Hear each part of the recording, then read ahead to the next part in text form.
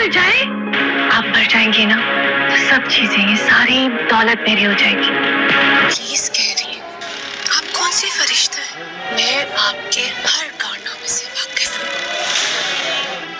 आप भी कोई नेक परवीन नहीं है। लगाम डालना भी चाहे आप नहीं डाल सकते, ये बात तो।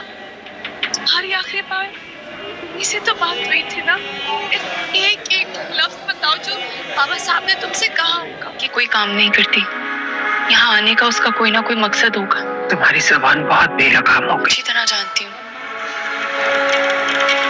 वो बिना मकसद के। आप बहुत अच्छी तरीके से जानते ना कि आपके बस का नहीं। इस बारे में ऐसी बात सोची भी तो मैं तुम्हारा मुंह तोड़ दूंगी। तुम्हारे ये जो करतूत है ना, इससे तो अच्छा होता मैं भी तुम्हारे बाबा साहब के साथ ही मर जाती। अनाबिया अपनी माँ को धमकियाँ देना शुरू हो जाएगी। अनाबिया की बदज़बानी की वजह से उसकी माँ भी उससे बहुत ज़्यादा नाराज़ हो चुकी है।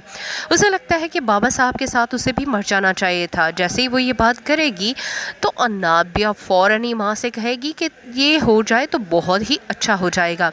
अब खुलकर अनाबिया अपनी माँ के सामने आ चुकी है।